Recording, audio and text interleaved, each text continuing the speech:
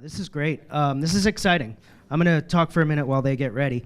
My name is Kevin Schachter. I'm the department chair for the Business Academy at Palm Harbor University High School.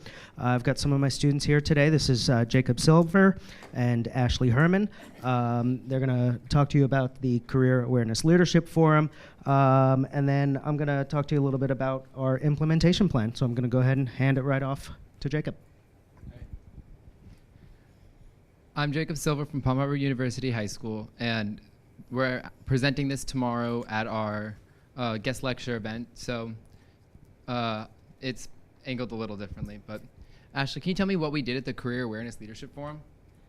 I sure can. What we did was we were picked by our school to go to this thing, and we went on 3 educational trips to learn more about the opportunities that Duke can offer for us.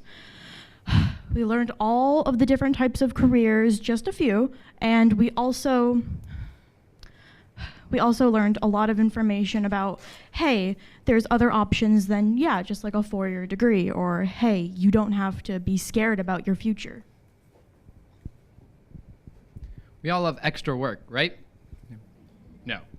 So why did we volunteer for this extra work? There are so many different jobs out there that you don't think about. 50% of jobs you don't see on a day-to-day basis, like at Duke Energy. You turn on a light switch, the light turns on. You don't think about who makes that possible and how many people it actually takes to make that possible. So we did this so that we could bring it back to you guys and maybe open your eyes to see what's really out there.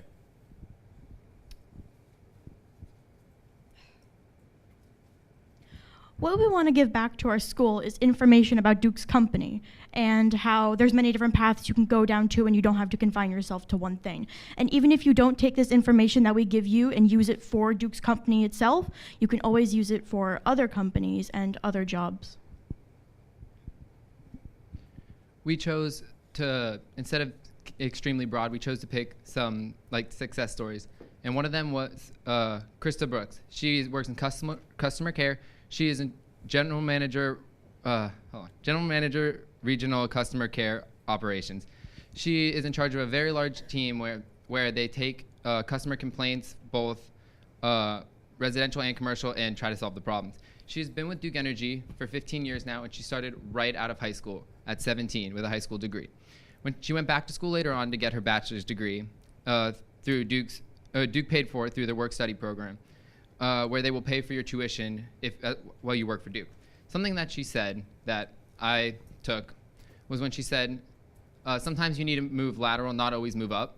And she was referring to when it comes to your career, sometimes you need to try other things. But I think you can really take that in with life. Sometimes you need to move around and see what fits you best, and sometimes it even opens up more opportunities to move up. Another person that we wanted to mention was John Martin, who's here today.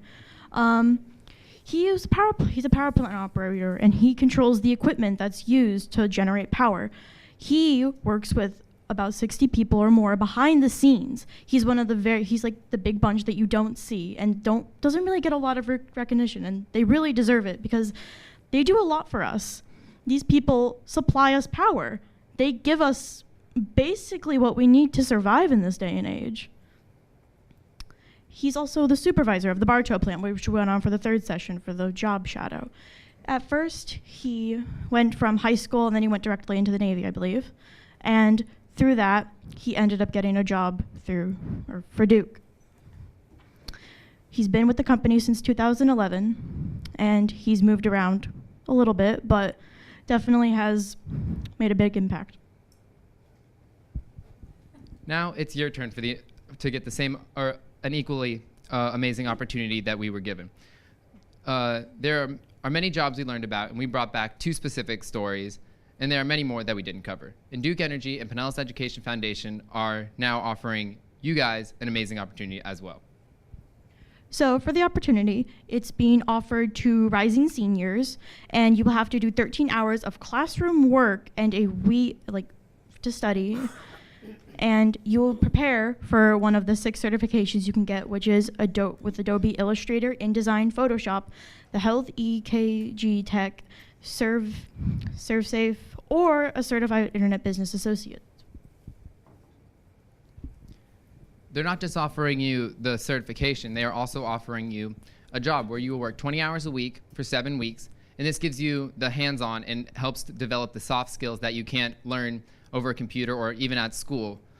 The companies are being paid practically to hire you because you're being paid through grant.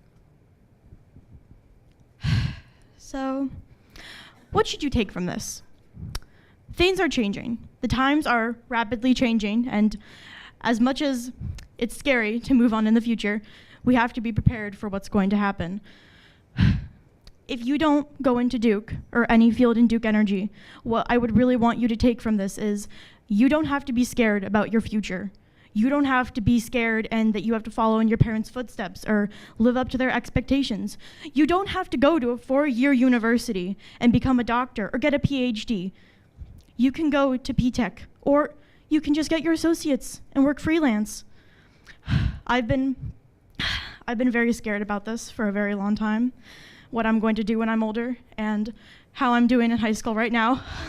I am very scared, but I want people to know who are struggling with school and who don't think that they have a future to know that it doesn't matter if you don't think you can, as long as you try and you put yourself forward and you just try and you apply for that job that you think you might not get, or maybe you try to apply for the college that might not accept you, or maybe you just take a look at a career path that you don't know anything about, but you just try because you never know what's going to work for you in the end.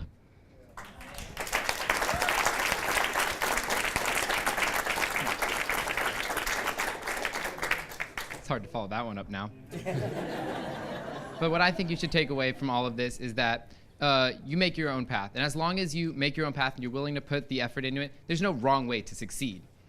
At the end of the day, as long as you're willing to as she said, put yourself out there, that's what really matters. And I hope that not only you take this amazing opportunity, but you take every opportunity that's coming towards you. And we would just like to take the last few moments to thank Pinellas Education Foundation, Duke Energy, to all the speakers, to the teachers and administrators, and everyone who made this possible. And finally, I would like to thank you all for coming out.